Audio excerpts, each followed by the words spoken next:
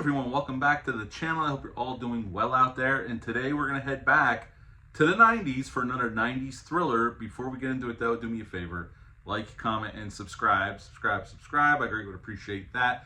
And also, as always, a shameless plug for my TeePublic store. I'll leave a link for that in the description box below.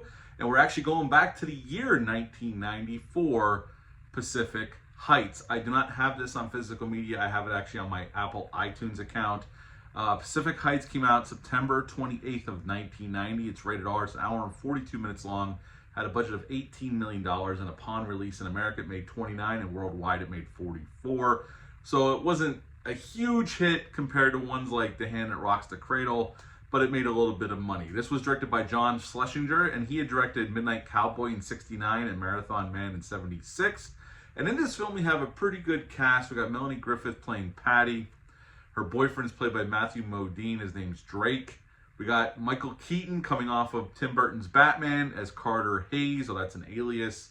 Laurie Metcalf is in this film as Stephanie. She's a lawyer that Patty and Drake go to when their problems start. Tippa Hedren's in this film as well, and she is Melanie Griffith's mother, but she also plays a role in this film. And another actress in this film is none other than Beverly D'Angelo, who goes uncredited. They don't say why she's uncredited, but she's in the movie a little bit. We see her in the beginning, and we see her a few times throughout.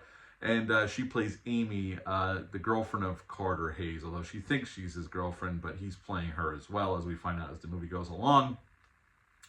Pretty much what this movie is, it takes place in San Francisco. Patty and Drake are looking for their dream house, and they find one in Pacific Heights, although funny enough, the house that the movie is not in Pacific Heights in San Francisco, but whatever. They find this beautiful Victorian home, needs some work. And they don't quite have enough money to make it work, but they get sold on the fact that they can afford it if they rent out the other 2 units, and that could make it affordable for them. So this young couple who really has never owned a house before or has been a landlord decides they're going to roll the dice. They buy the house and they try to rent out the other 2 units. They rent the 1 unit out to a very nice couple, and then they have a studio apartment they're trying to rent out. And they have this gentleman stop by, and they're asking for a credit check, which is a smart move. They never get the application back, and Carter Hayes comes in and talks Drake into letting him have the apartment if he pays him cash, which he never gives him, and promises that his estate will wire transfer money into his account, which also never happens, and that's when the trouble starts. Because basically what he's doing is he's causing them all kinds of trouble, playing music, loud music late at night, hammering at all hours, just doing all kinds of stuff. Then all of a sudden get a cockroach infestation, and you know, he's pretty much playing this couple and gaslighting every turn. And Drake is just happy to fall into every trap that Carter lays for him. And eventually they get him out, and pretty much Patty follows him to get kind of revenge, and figures out that he's getting paid from his family who has money through this trust to stay the hell away from them, but he's also a sociopath, and he enjoys doing these things to people, basically ruining their lives. And they kind of get payback on him, and he doesn't like that, so he shows back up at the house, and they end up in a struggle, and he ends up dying, and that's the end of Pacific Heights.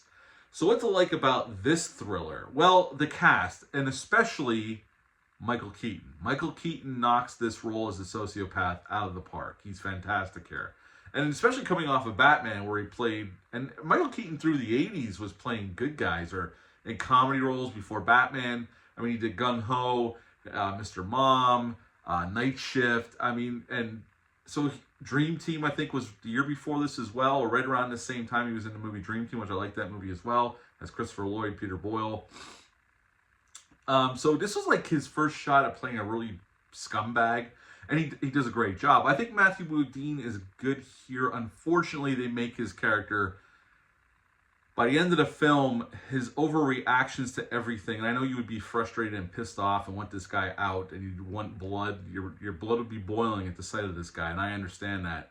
But he falls into every trap that Carter sets for him, and it kind of gets frustrating by the end of the film. And I've seen this before. This is my first rewatch in quite some time. Melanie Griffith's okay here. She's never been my favorite actress, but she's solid enough. She does what she needs to do here as Patty. The rest of the cast is fantastic. But Michael Keaton, this is his show, and he definitely steals it. And there's other notable character actors you'll notice in the cast if you ever watch this film. that pop up in just small roles. I think the directing's solid. Definitely captures San Francisco, and it definitely does what it needs to do and ratchets up the tension.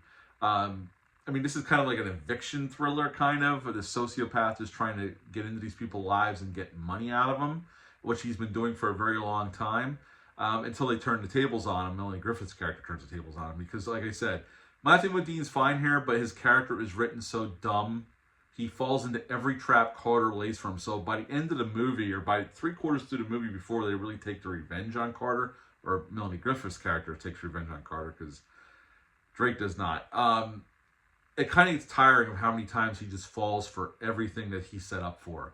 It kind of just gets repetitive after a while, and that's kind of one of the downsides of this film. I think the score is pretty good. It's done by Hans Zimmer. Actually did the score for this movie, so the score is pretty solid. I think it's pretty tight at 1 hour 42 minutes long. If it went on any longer, it would just be overly long. I think it's the perfect length it needs to be. I don't, this isn't my favorite 90s thriller. I remember liking it more in the past. Rewatching, I still enjoyed myself, but there's definitely some logic gaps here, and then especially Matthew Modine's character. I don't blame him. It's just the way it's written.